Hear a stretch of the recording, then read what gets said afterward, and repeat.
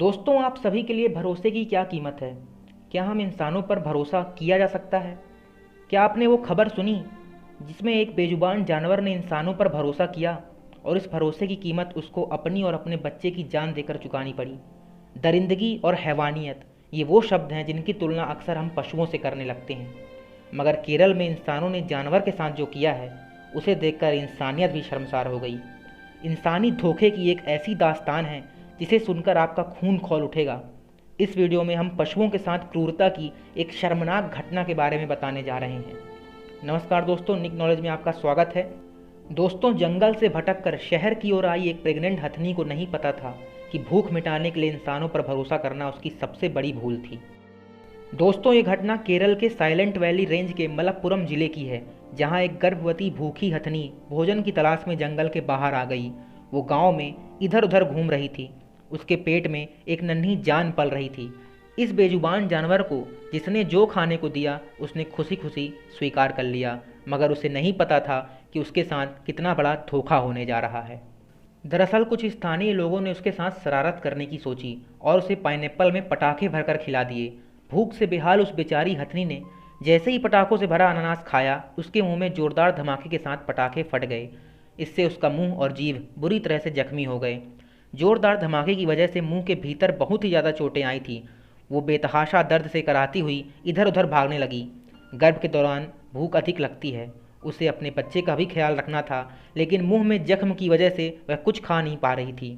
घायल हथनी भूख और दर्द से तड़पती हुई सड़कों पर यहाँ वहाँ भटकती रही। इसके बावजूद भी इंसानों के साथ उसने इंसानियत नहीं छोड़ी।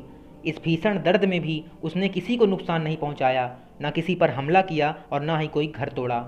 वो पानी खोजते हुए वेल्लियार नदी तक पहुंच गई। मुंह में जो आग और जलन महसूस हो रही थी, उसे बुझाने का शायद यही एकमात्र उपाय उसे सूझा था। जब दर्द सहा नहीं गया तो नदी के बीच में जाकर उसने अपनी सूंड को पानी में डालकर खुद को राहत दिलाने की कोशिश की। जब मादा हाथी की दयनीय स्थिति फॉरेस्ट अफसरों को पता चली तो वे दो कुमकी हाथियों सुरेंद्रन और नीलाकंतन को घायल हाथी को वेल्लियार नदी से बाहर निकालने के लिए ले आए।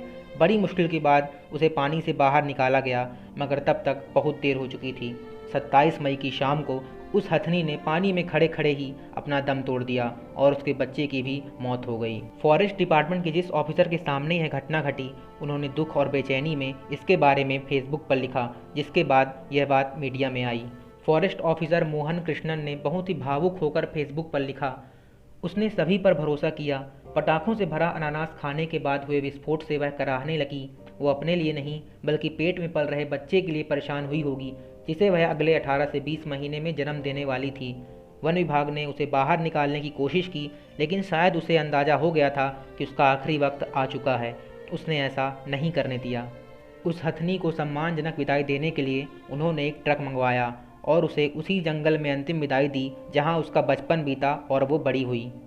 त्रिशूर के जिस veterinary officer doctor David Abraham ने हथनी का पोस्टमार्टम किया, उन्होंने कहा कि हथनी के घाव देखते ही यह साफ हो गया था कि वह जिंदा नहीं बचेगी।